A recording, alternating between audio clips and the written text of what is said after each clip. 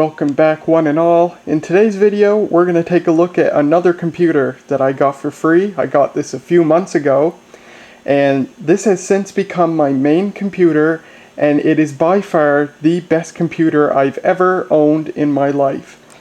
It's a Dell Optiplex 780 built in 2010. This was a school computer. This came out of the university. It was a university-owned machine.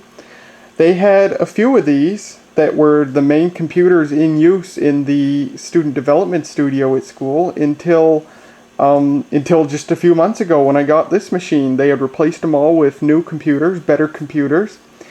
And they were getting rid of these ones, and me and a couple of friends of mine asked if we could have them, if we could each have one. There was like half a dozen of them. And they said, sure, what the heck. So we each took one, and it was just wonderful. It was very generous of them to just say whatever and let us take them away. These are really fantastic computers, if a little old, still excellent. And as I said, this thing is more capable than any computer that I've ever owned in my life. It's just fantastic to use. Dell built a lot of Optiplex machines in this style of case going back to the late 2000s. My high school had a couple of them, a couple of the early ones that were Pentium 4 based. I think Cedar Mill Pentium 4, the last Pentium 4s that used the LGA 775. This was around 2010, 11, 12. And at that time, I thought they were great machines. They were plenty powerful for what we had to do at that time. And yeah, all the ones in these cases, they're just excellent computers. They're very reliable, just like most Dell Optiplex machines. They're reliable and nicely configurable, and they're just very nice to work on and everything. And the case is very high quality, built very well. And yeah, Dell got a lot of mileage out of this case from the Pentium 4. I'd say the late 2000s up until I'd say 3 or 4 years ago, probably 2011, 2012 is when they discontinued this case series, which spanned a number of models. This computer is the Optiplex 780, built 2010. This computer has an Intel Core 2 Duo processor. That's a dual-core processor, runs at 3.16 gigahertz. Now, if you have a good memory, you may think, well, that's the same CPU that's in my Dell Inspiron 530, which was previously touted the best computer I've ever owned. And indeed, it is the same CPU, but this thing is far more capable than the Inspiron 530 in many other ways. What about RAM? Well, unlike the Inspiron 530, which uses DDR2 RAM, this thing takes DDR3 RAM, and it can take, I think it can take up to 16 gigabytes. But either way, the fact that it takes DDR3 RAM is very nice, and the machine I got here has 6 gigabytes of RAM. That is awesome, 6 gigs of RAM. So it's a little less than the 8 gigs of RAM that I have in the Inspiron 530, but it's going to be faster RAM, and that combined with the other improvements this computer has, which I'll get to, it's overall a far more powerful computer. What about hard drives? Well, I got this thing with not one, but 2 hard drives in it. 2 500 gigabyte SATA hard drives. That is totally rad. I've only got one of them hooked up. The other one's still in there, but it's not connected. I'm just going to keep it as a spare. One was a Western Digital, one was a Seagate. I think I have the Western Digital in use because it scored very slightly faster in benchmark tests. Other hardware specs. This computer, well, one of the hugest upgrades this computer has over the Inspiron 530 is the graphics. Now this thing has on board Intel GMA 4500 graphics, I think it's called, which is good graphics for basic tasks. Windows 10 supports it just fine, which is nice. And it's by far a big upgrade from the Intel GMA 950 that the Inspiron 530 has. But this thing also has a video card in it. I got it with a video card in it, a PCI Express video card, an AMD Radeon HD 5450. A low-end card from around 2010, and even though it's an old card and it was a low-end card even for the time, holy crap, you know, compared to anything else I've ever had, this thing has so much graphics power that I feel like I can do anything with it. It's excellent. It's just really fantastic. For something to compare it to, technically, according to what I read online, it's a bit less powerful than the Radeon HD 6320 graphics that was on the Lenovo ThinkPad X130. But I would assume between this thing having a desktop card versus a laptop GPU, and this thing having far more processing power than the ThinkPad has, this actually handily beats the ThinkPad in graphics. It's far more powerful than the ThinkPad, and it is more powerful than my Dell Latitude 3330 laptop that I previously made a video on. So yeah, this thing is by far the most graphics power I've ever had in a computer, and it's really excellent. I don't know if this is due to mostly to the CPU or the GPU, probably a combination of both, but this thing renders videos far faster than the ThinkPad did, where the ThinkPad took, you know, a couple of hours to render, you know, a 15-20 minute video. This thing will do it in 30-45 minutes. It's really excellent. So where this is my main computer now, I do edit video with this computer, and it's so wonderful. So it's such a wonderful experience. I can edit 720p video on this, and it's perfectly fluid. I put everything on best quality for the previews and stuff, and it keeps up wonderfully. There's no lag or stuttering or anything. It's just so fantastic to use this computer. So yeah, that's the video card. It's a 512 megabyte video card, I think, which is very nice. And of course, I've done a few other minor hardware upgrades to this thing, which I'll get to later in this video. But for now, let's take a look at the front here. We have a DVD-RW drive. That's a SATA drive that came in it. Works just fine. We have a card reader here. I put this in. I stole it from the Dell Inspiron 530. I don't use that computer anymore. I might actually consider selling it. But yeah, I stole the card reader and put it in here. This connects to an internal USB port on the motherboard. There was originally nothing here. We've got front panel audio, 2 USB ports, USB 2.0. Now I'm just noticing now, it's the first time I've seen this. The USB logo has a little plus symbol there. I'm not sure what that means. I don't know if that means they can supply extra current, or maybe it just means USB 2.0. I don't know. I know it's not 3.0. It's too old for that, or almost too old for that. So I don't know. You've got your power switch. You've got your Dell logo here, which I would assume can be reoriented. If you had the thing lying flat as a desktop, you could turn this around so it looks right. And of course, like most of these Dell Optiplex mini towers, it draws air in through the front to cool the CPU. The CPU fan is not on the CPU heatsink itself, but it's actually, the fan spins this way, it's actually oriented this way. And it's a big huge fan, so it's super quiet because it doesn't have to spin fast.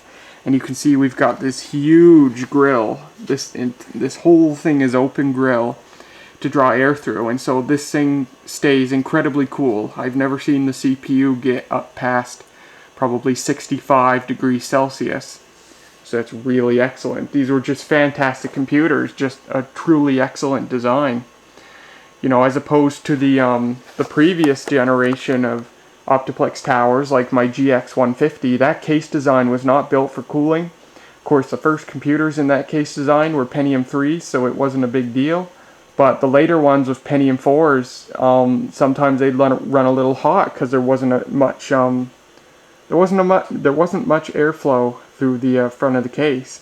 So they fixed that in this unit, and they sure needed it for the Pentium 4s that the first Optiplexes in this case design used. And they just carried it over from there. And so when you have a cool running Core 2 Duo, it just runs extremely cool, which is very nice.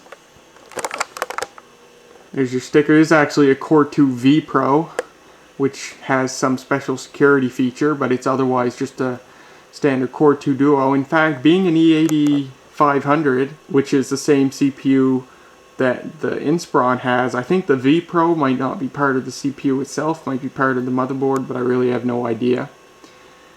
And this originally shipped with and ran, when it was in service at the university, Windows 7. I've put Windows 10 on this, and it runs Windows 10 just beautifully well. There is one minor hiccup that you get when you try to put Windows 10 on these, is that initially these have a built-in speaker, which is just totally awesome, and it's not functional at first when you install and run Windows 10 on these. You have to install a driver manually. I think it's the Windows 7 driver from the Dell website. You have to download that and install it manually, and then you'll get front panel audio. And I recall, of course, when I first got this computer, it was before the Windows 10 Creators Update came out. So I had this running just fine on the Anniversary Update, and then when the Creators Update came out and it upgraded to that, it knocked out the front panel speaker again, so I had to... Or actually, no, it only knocked it out temporarily, and then it refound the driver by itself, and then it was fine again after a couple of restarts. So yeah, that's really the only hiccup you get with these in Windows 10. Other than that, Windows 10 just runs absolutely beautiful on these. Let's turn it around here. This is an extremely heavy case. It's built with really thick, tough plastic. This computer feels so well built and so tough. And the side panels here, metal, and that's really, really nice. There's your power supply. It's meh. It's a good quality power supply like all these Dell machines, but it's only 350 watt or something like that. So you'd have to upgrade that, and of course, like most of these Dell business machines, it's a proprietary connection to the motherboard. It looks like a standard ATX connection, but it's wired differently. If you try to put in a standard ATX power supply, you'll possibly destroy either the motherboard and or the power supply. So if you were to put something like a beefy video card in one of these, you'll have to find a special Dell power supply and find one that's a higher wattage. Once again, lots of venting in the back, which is really nice. These computers, you know, at least the Core 2 based ones, they just run so cool, which is really great. Here's our I/O. Audio, once again, we have a combined line-in and microphone jack. 6 USB ports on the back, which is quite impressive. I think that's gigabit Ethernet. We have serial and parallel ports, which is nice. And this is the onboard video, which Dell put a blanker plate over here because this thing has this thing shipped with a video card inside it. But you could remove this if you wanted to use the onboard video. And here's something this thing has, which I forgot about. It has an eSATA connector, which is pretty darn cool. So you can hook up a eSATA hard drive and have really fast external storage. Now I'm noticing this blanker here. Does that pop out? Is there anything behind that? It looks like it does, but I'm not sure what. Let's see if I can get it out here. Oh! What the heck? Oh my goodness, it's a display port. Holy crap. I had no idea that was there. It was so well hidden by the blanker plate there. So yeah, if you use the onboard video, this thing has DisplayPort, which is really nice. I've never owned a computer with DisplayPort. Stick that back in there.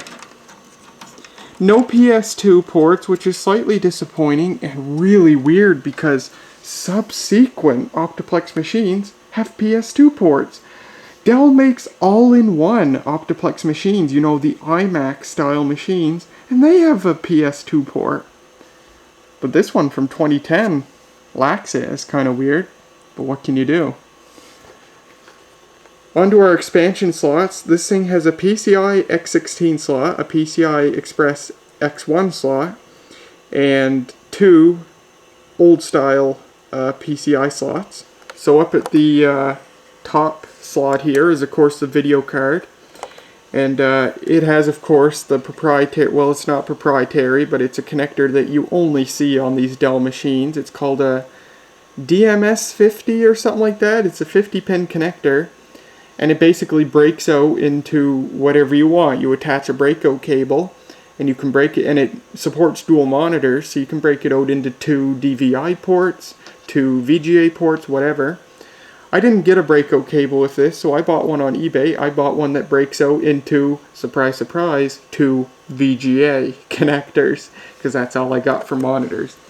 In fact, you guys are gonna facepalm and or laugh when you see what I'm using with this thing for monitors, but it works, and it works surprisingly well. I hate how these thumb screws become loose. I'll have to tighten those with a pair of pliers. Below that, in one of the PCI slots, is a FireWire card. I stole this from another computer to put this in here. So that's how I transfer video from these old digital 8 camcorders for editing and uploading to YouTube.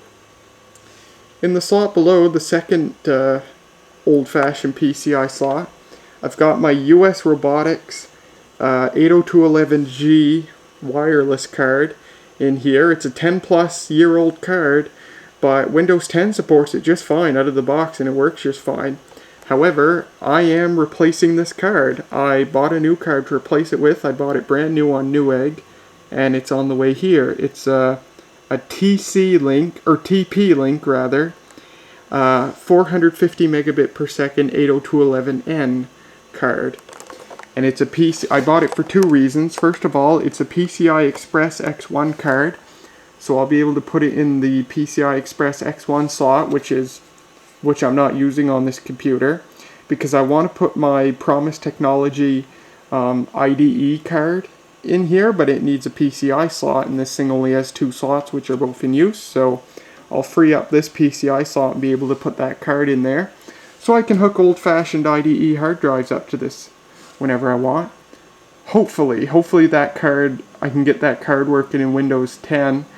It was a small struggle to get it working in Windows 7, although it did eventually, so hopefully I can get it working in Windows 10. And the second reason I bought that new wireless card is because we've upgraded our internet here. The people upstairs who own the internet connection are upgrading the service. We currently have service that's 100 megabits per second down and 50 megabits per second up, and we're upgrading to service that's 300 megabits per second down and 50 megabits per second up, which is pretty awesome. And this card can't even make use of the full bandwidth of the 100 megabit per second service, so if we're upgrading to 300, I definitely want to take advantage of that and get a new card.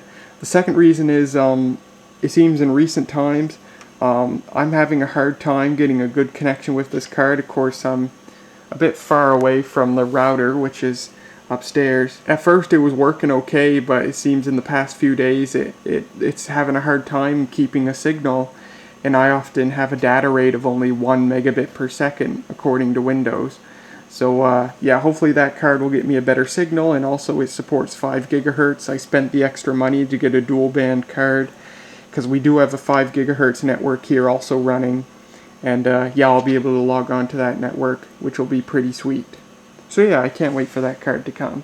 So that's about it to show for the outside of this thing. Now let's take a look inside. So I gotta turn it around like this, because as it turns out, like a lot of these Dell machines, this is a BTX standard machine. BTX is a standard that I believe Intel came up with to compete with ATX, but Dell really likes it for some reason, probably because it's proprietary and it lets them charge a premium for replacement parts. But how you get in the case is pretty cool. There's this latch here, which it's totally toolless, as you would expect. There's a latch here you pull back on, and it pops out here, and you just grab it, and it lifts off. And that is pretty sweet. Now down there, you might be able to see, data manufacturer 2010. So here's the inside of this thing, and one of the biggest hang-ups with a BTX machine is, of course, everything's mirrored. You can see where normally the front of the case would be here and the back here, it's flipped around in this case. There's your power supply. Oh, it's a lot worse than I thought. 255 watts. Yeah, that's pretty anemic. I'm not sure I would trust that with any more than what's already in here. I would think it would be pretty darn close to saturated just with this video card in here. But it's working, so hopefully it stays that way. Where was I? Oh yes, one of the biggest hang-ups with a BTX machine is that the slots are flipped upside down because of course everything's mirrored.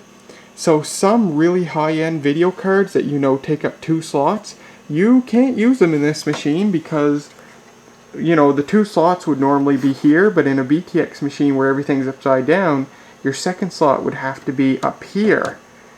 So you're not going to get a dual slot card in here. Some people do it with you know some craftiness, but for the most part, if you want to stick a video card in one of these, you're going to have to stick to low profile cards that take up only 1 slot, which isn't too bad. So here's what everything looks like. There's my Firewire card. That was a eBay purchase many years ago, and it was an excellent purchase. There's my US Robotics Wi-Fi card. I don't know if US Robotics even still makes wireless cards. US Robotics Wireless Max G PCI adapter model USR5417. And that's a card from like 2005 or 6. It's pretty impressive. So there's the motherboard. There's your DDR3 slots. You get 4 slots. There's your CPU heatsink, and behind this plastic shroud, in fact you can see it right here, there's the big CPU fan. And it's great because where it's so big, it's very quiet because it doesn't have to spin fast. So it's a very silent machine, and because it doesn't get hot, the fan never has to leave idle. When it does leave idle, it's only very slightly above idle, so you don't notice it at all, which is really nice. There's the 2 hard drives right there. As you can see, I've only got one of them hooked up. See if I can pull the one I'm using out here. Oh, well, rip, that broke. Can I pull this out? Yeah. And pull this out, and of course everything's toolless. Bit of dust has accumulated in here since I started using this.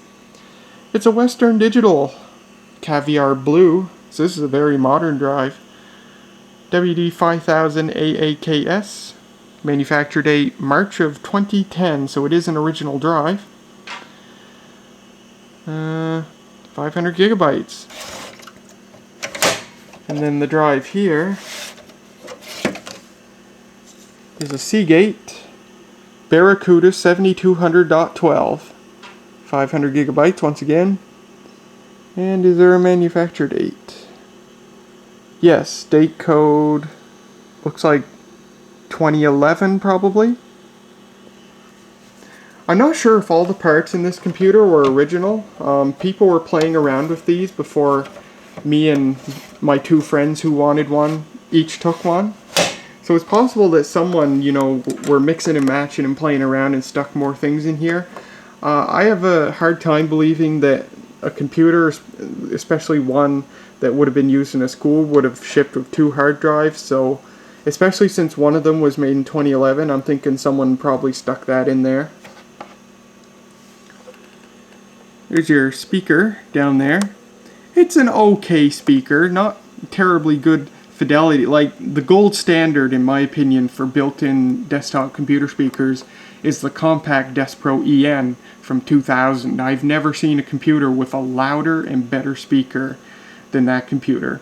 This thing doesn't get nearly as loud. It's quite quiet, in fact, and there ain't a whole lot of fidelity, but it's okay. It serves the purpose and does perfectly fine. There's the card reader plugging into a USB port. And there is the DVD RW drive plugging into the SATA port. This thing only has 2 SATA ports, it looks like. I find that a little odd for a reason. Oh no, there's the other 2 right there. So 4 SATA ports total. I thought it was a little odd that that this would have only had 2 SATA ports. And yeah, you know, one of my favorite things about business computers is on the front of them, they don't have stupid decorative plates for like the optical drives, plates that flip open when the drive ejects. because they just get in the way, and when your optical drive starts wearing out or the decorative piece starts becoming hard to move, the drive can't open properly or it can't close properly, and it's just a mess. So these business computers are really nice that they don't have that BS. So we'll put it back together. Oh, I just thought of something I forgot to talk about, a reason that makes this computer way better than the Dell Inspiron 530. You may remember the Dell Inspiron 530 came in two variants. If you ordered one with a Celeron Pentium or a Core 2 Duo, you got one with a motherboard that only supported those three CPUs. If you bought an Inspiron 530 with a Core 2 Quad, you got one with an upgraded motherboard and an upgraded power supply, and the motherboard supports a Core 2 Quad, but the Duo and below ones don't support a Core 2 Quad. So my Inspiron 530, which came with a Celeron and I upgraded to a Core 2 Duo, I can't put a Core 2 Quad in it. This computer supports the Core 2 Quad, which is really awesome. It supports all of them, right up to the very best, the Q9650, I think it's called. And that's pretty darn amazing. So if I wanted to, and I've actually planned on doing it, I just haven't done it yet because the performance of this computer as is perfectly fine to me. But if I wanted to, I could upgrade this thing to a Core 2 Quad and extend its already impressive useful life even longer. So that's pretty great. Now this leads me to something awesome. I sort of considered not making this video until later because my friend Mark is one of the other people that took another one of these things and he upgraded it heavily. He bought a Core 2 Quad, a Q9400 if I remember right, and put it in there. And he put 8 gigs of RAM in it, and he put 4 500 gigabyte hard drives in it. Because he planned on making it his main computer, so he just upgraded the living crap out of it. And then he bought an actual new computer, and he doesn't use it anymore, so he tells me that he's going to give his to me. Which I really hope that happens, because that's going to be so amazing. A Core 2 Quad, 8 gigs of RAM, 4 half terabyte hard drives. That would just be so awesome. It'd be a huge upgrade even from this machine, so hopefully that'll happen here, maybe in the next few weeks or something. And when it does, I'll probably make another video just quickly showing that computer and how much better the performance is. But for now, let's hook this thing up, power it on, and take a look. And for the first time in the several months that I've been living here, you will see my desktop computer setup. And I apologize in advance. As usual, I don't do a terribly good job keeping things tidy. My computer station, which I'm about to show you, is a little bit messy, so you'll have to forgive me for that. But let's hook this thing up and take a look. Alright, here it is at its post. Are you ready to see what I have for peripherals? Oh my god. Yep, this is true. I have this in a dual monitor configuration. Monitor 1 is my Sony Trinitron CRT monitor from 1999. Monitor 2 is my early 2000s IBM 1024x768 LCD monitor. Yep, this is real. There's my generic computer surge protector, which I use for controlling everything here. For my keyboard, I have my IBM Model M. Yes, I'm using a Model M as my daily keyboard under Windows 10 on a modern computer.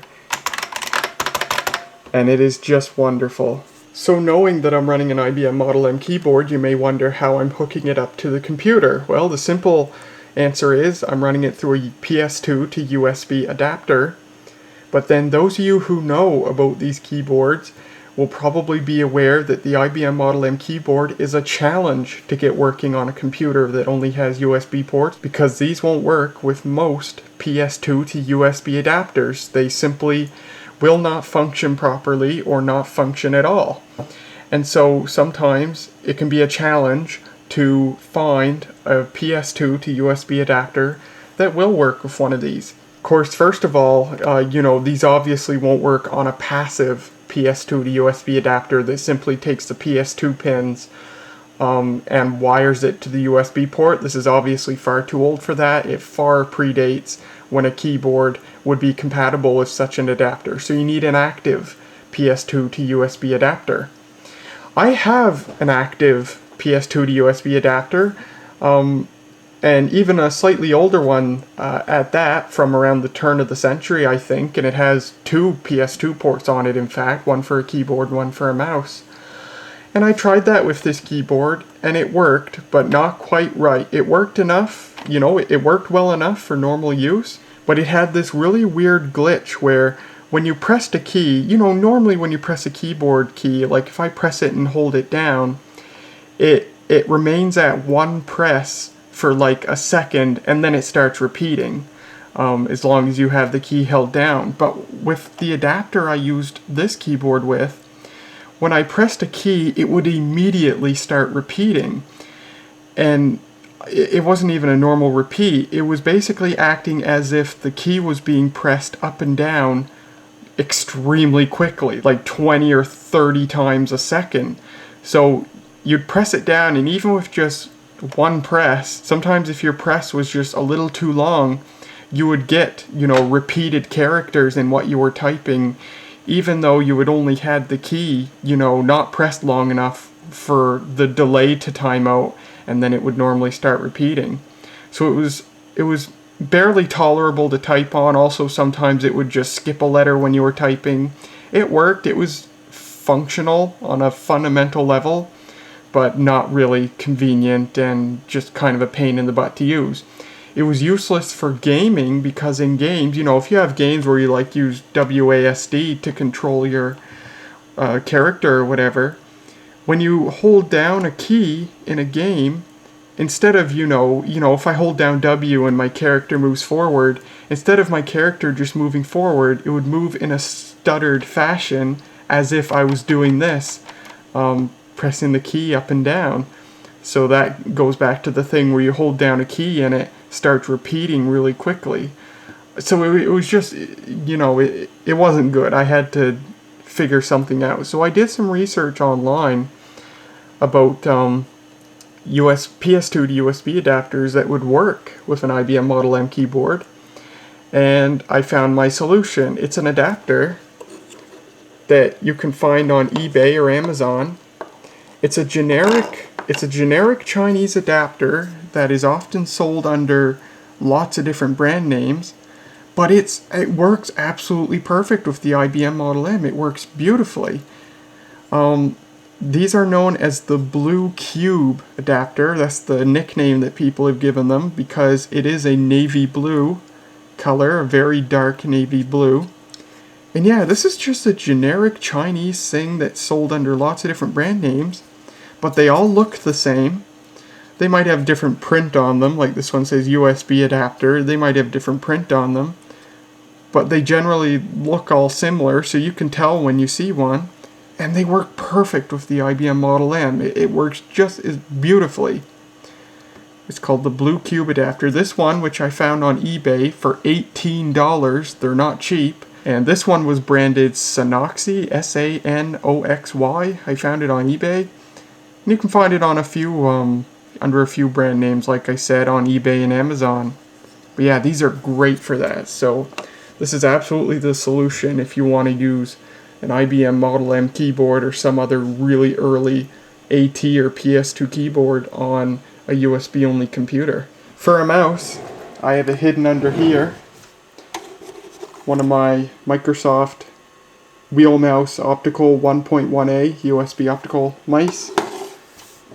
I used to have it right here, but I found that when I used it, my arm was resting, on the edge here, and it was causing a bit of pain there, probably hard on the bone itself.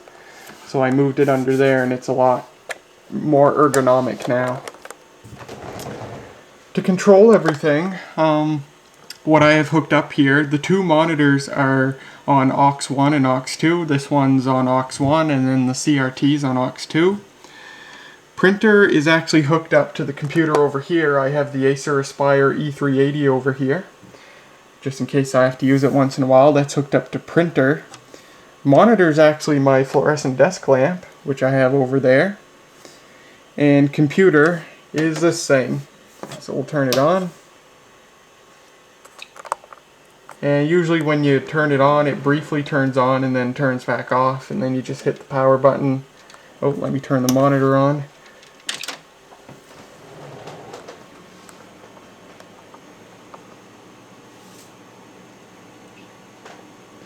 Trinitron's gotta warm up for a moment.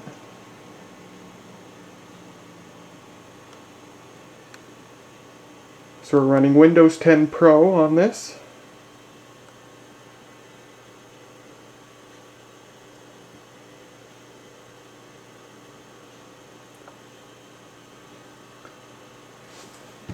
And well, I gotta turn steady shot off.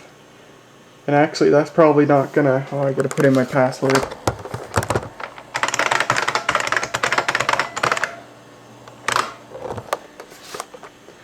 That's probably not gonna help because the monitor runs at 75 Hertz, not 60 Hertz. But I'll turn steady shot off anyway. I made it a little bit better. I'm running this at a resolution of 1100 something by 800 something. It's the highest resolution you can set it to while getting a refresh rate higher than 75 Hertz. And even 75 Hertz takes a little getting used to. You know, I wanted to get it to 85 Hertz because that's where I'm most comfortable. But to run this monitor at 85 Hertz, you have to go down to 1024 by 768. And that was just too low for my liking. So, and this can go up to 1280 by 1024, but then you're down to 60 Hertz. So, happy medium. I'll see here what the resolution is. I don't remember it because it's not a standard. Well, it's probably a standard resolution, but not a common one. It's 1152 by 864, and then of course this one's 1024 by 768. You may have noticed when this thing turned on, you saw a bunch of lights flash over here. This does have Dell's standard 4 diagnostic LEDs that light up in different patterns at boot time if something goes wrong, but they also light up as a self-test when the BIOS is testing everything at boot time.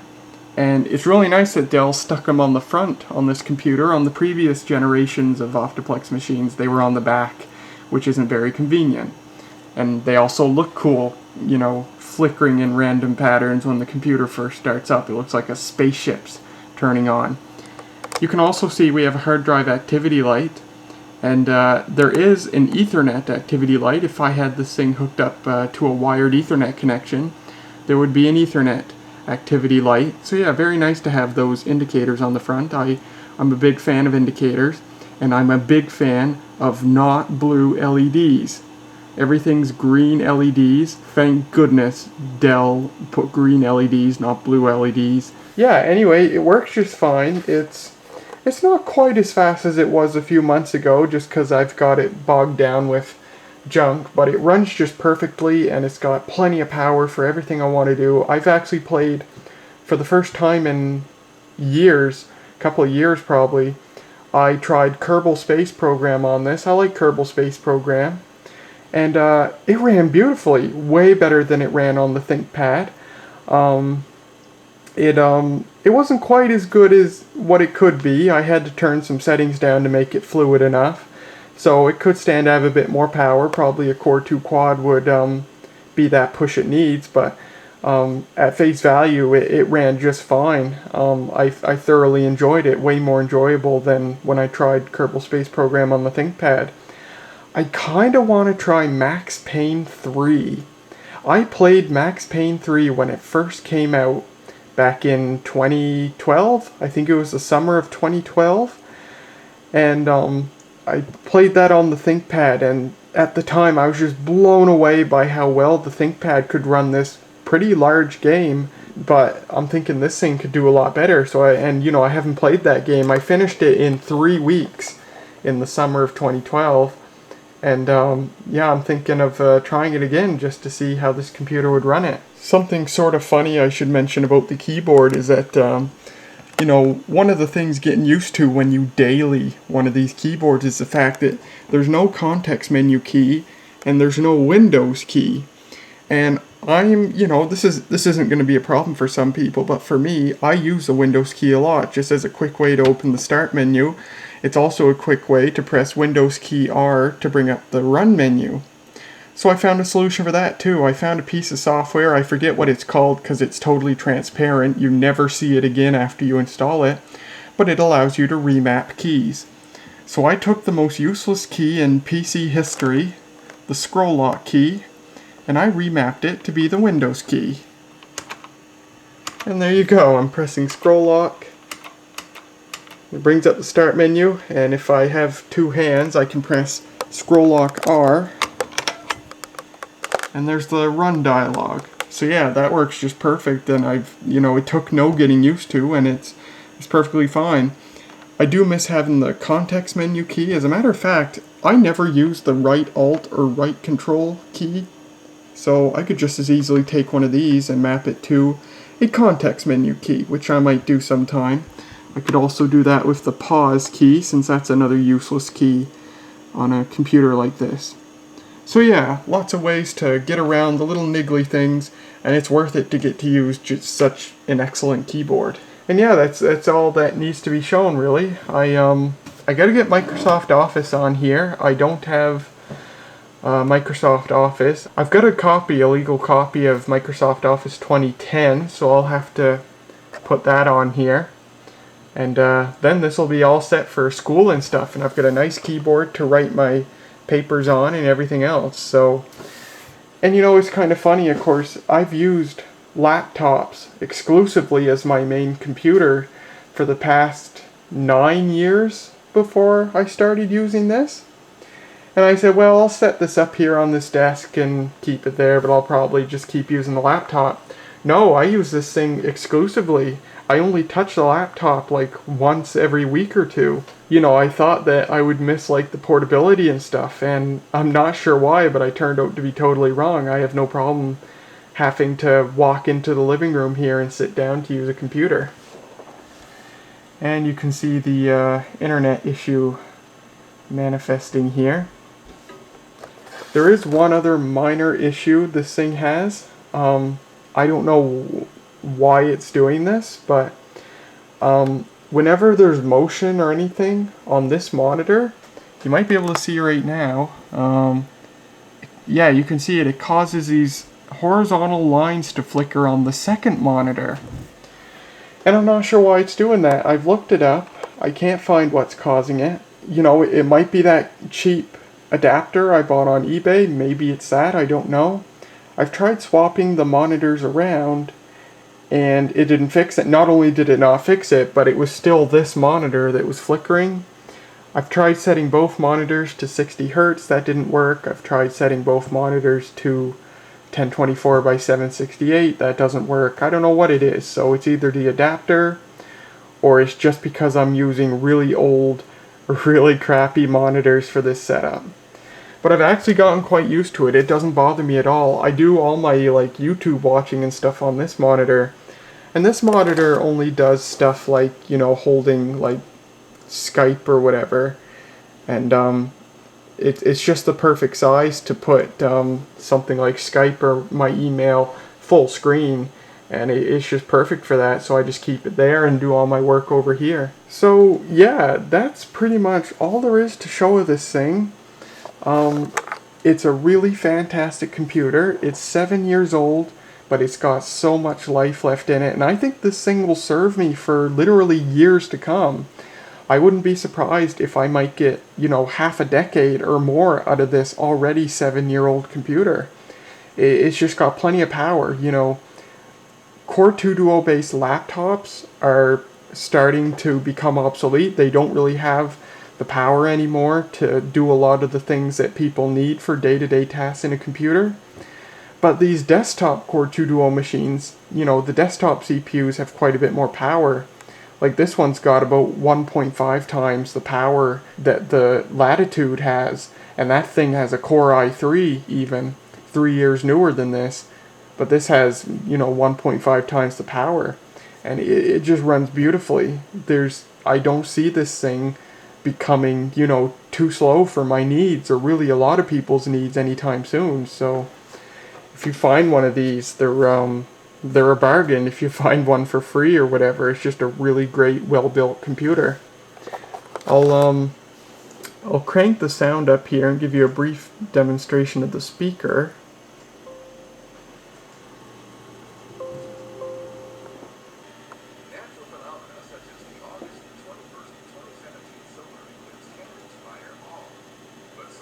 There, it's given all it's got. More about the universe. For instance, a total eclipse, or an occultation in scientific terms, happens when a celestial body completely blocks light from a star like our sun. This type of event can help astronomers learn more about it. So yeah, it's not a very impressive speaker, but it does the job. Well, there you have it, folks. That's a look at my latest free computer, and the best free computer, and the best computer period that I've ever had. My new to me Dell Optiplex 780 from 2010. What a fantastic computer. An example of how useful these older computers can still be. Runs Windows 10 just fine. Plenty of power to do anything I want. It's made my video editing much easier and faster. I can game with more capability than I ever have before, and it's just a very fast computer, way faster than anything I've had before. And this computer was actually my first experience using Windows 10. This was the first computer I had that I put Windows 10 on, because I had this thing before I got the Latitude. I had this thing up and running before that point. So this was my first experience with Windows 10, and I just, it runs it beautifully. So yeah, it's a very useful computer, and like I said, I think it'll serve me for years to come right here on my desk as my main system. So there you go. Thank you very much for watching, and I'll see you in the next video.